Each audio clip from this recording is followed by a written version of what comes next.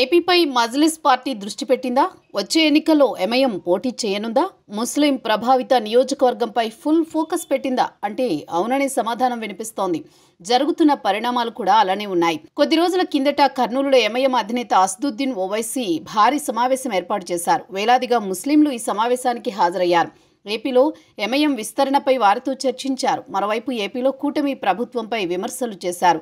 చంద్రబాబు నాయకత్వంపై కూడా కొన్ని రకాల కామెంట్స్ చేశారు. తద్వారా ఏపీ రాజకీయాల్లో ఎంఐఎం ప్రవేశిస్తుందని సంకేతాలు ఇచ్చారు. అయితే ఎంఐఎం పార్టీ ప్రవేశంతో ఏ పార్టీకి నష్టం జరుగుతుందా అన్న చర్చ ఏపీలో మొదలైంది.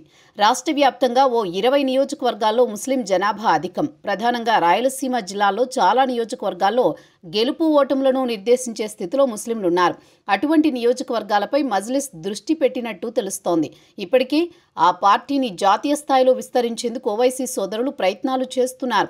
అయితే దేశవ్యాప్తంగా చాలా రాష్ట్రాల్లో అసెంబ్లీ స్థానాలు ఎంఐఎంకు దక్కాయి. కానీ పార్లమెంటు సీటు మాత్రం పెరగడం లేదు.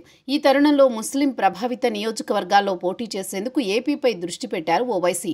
కర్నూలు పార్లమెంటు స్థానంతో పాటు కీలక అసెంబ్లీ నియోజకవర్గాలపై ఫోకస్ పెట్టారు. అదే జరిగితే వైసీపీకి నష్టం తప్పదని విశ్లేషకులు అభిప్రాయపడుతున్నారు. ఏపీలో ఆది నుంచి ముస్లింలు కాంగ్రెస్ కి అండగా నిలుస్తూ వచ్చారు. ఉమ్మడి రాష్ట్రంలో భాగ్యనగరంలో ఎంఐఎం ప్రభావం చూపేది.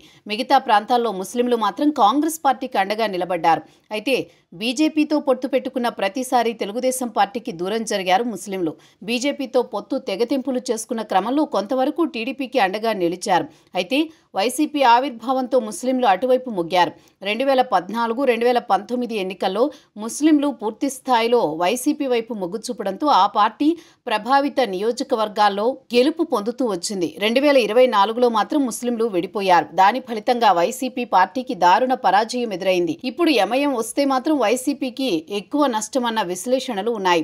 తెలుగుదేశం, జనసేనలు బీజేపీతో కలిసి ప్రయాణం చేస్తుండటంతో ముస్లింలు ఆ రెండు పార్టీలకు దూరమయ్యారు. అయితే వచ్చే ఎన్నికల నాటి పరిస్థితులకు అనుగుణంగా ఎంఐఎంతో వైసీపీ పొత్తు పెట్టుకునే పరిస్థితి వస్తుందని అంచనాలున్నాయి. మరి ఏం జరుగుతుందో చూడాలి.